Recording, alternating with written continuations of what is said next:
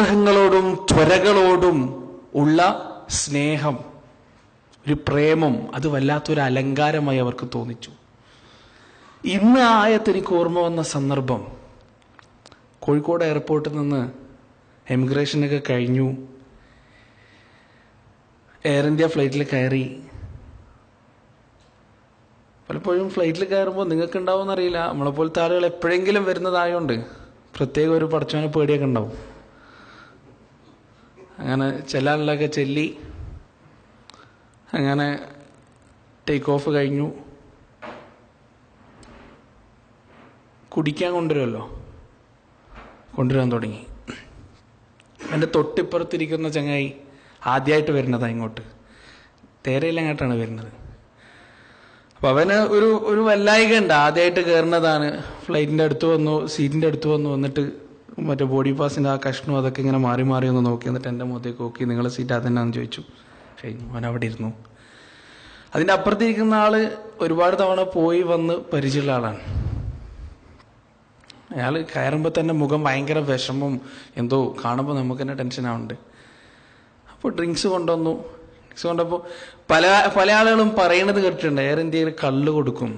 അപ്പം ഞാൻ ആദ്യമായിട്ടാണ് കാണുന്നത്. വല്ലാത്തൊരു രംഗമായിരുന്നു.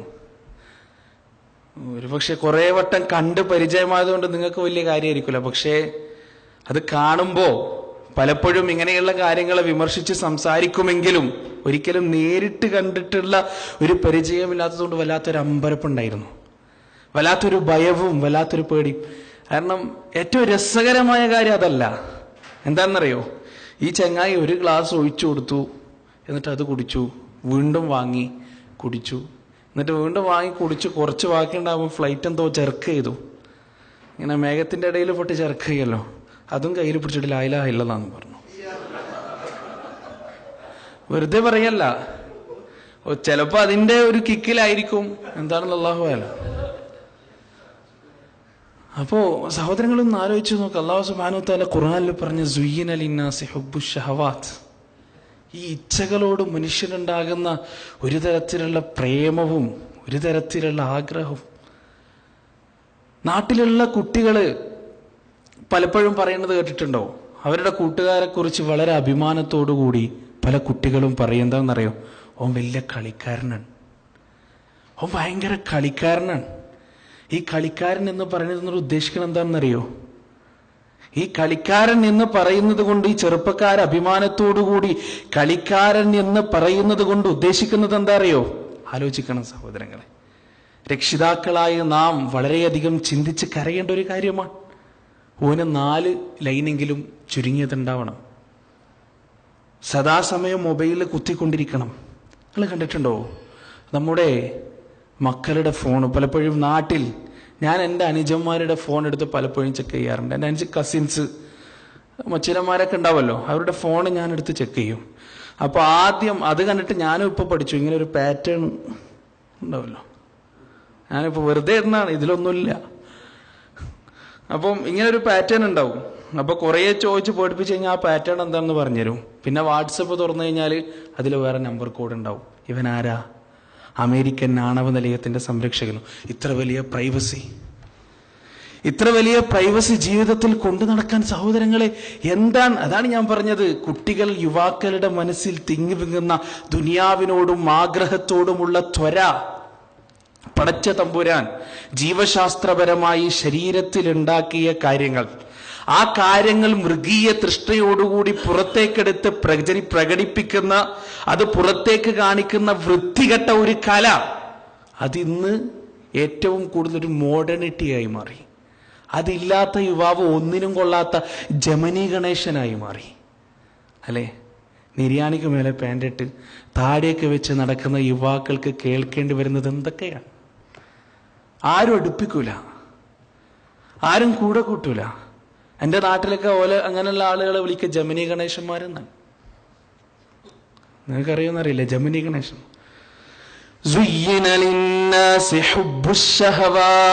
പടച്ചോൻ ആദ്യം പറഞ്ഞ കാര്യമാണ്. ഇങ്ങനെ ഈ ഷഹവാത്തുകളോട്, ആഗ്രഹങ്ങളോട് അമിതമായ പ്രേമമുണ്ടാകുന്നതിനെ വല്ലാത്തൊരു അലങ്കാരമായി തോന്നാൻ തുടങ്ങി മനുഷ്യന്മാർക്ക്. മിനൻ നിസാ, ഏറ്റവും വലിയ പരീക്ഷണം, ഇന്നിന്റെ കാലഘട്ടത്തിലുള്ള ഏറ്റവും വലിയ പരീക്ഷണമാണ്. സഹോദരങ്ങളെ, എന്തിനാണ് ഫർദ ഇടാൻ പറഞ്ഞത്? എന്തിനാണ് ഫർദ? എന്താ ഫർദയുടെ ധർമ്മം? എന്താ? സത്യത്തിൽ ഇസ്ലാമിക കാഴ്ചപ്പാടിൽ ഫർദയുടെ ധർമ്മം 16 വയസ്സുള്ള സ്ത്രീയെ 60 വയസ്സുകാരിയായി തോന്നിക്കുക എന്നുള്ളതാണ്. അതായത് സൗന്ദര്യം മറച്ചു വെക്കുക. ചെന്നായക്കണ്ണുകളുമായി വഴിയോരങ്ങളിൽ കാത്തു നിൽക്കുന്ന വൃത്തികെട്ടവന്മാരുടെ മുഖത്തടിക്കുന്നത് പോലെ അവരുടെ കണ്ണിൽ നിന്ന് പടച്ച തമ്പുരാൻ അവൾക്ക് നൽകിയ സ്വകാര്യമായ സൗന്ദര്യത്തെ സംരക്ഷിക്കുക എന്നുള്ളതാണ് പർദയുടെ ധർമ്മം. എന്നാൽ 40 വയസ്സുകാരിയെ 14 വയസ്സുകാരിയായി ചിത്രീകരിക്കാനും പുറത്തേക്ക് കാണിക്കാനുമാണ് ഇന്ന് പർദ ഉപയോഗിക്കുന്നത്.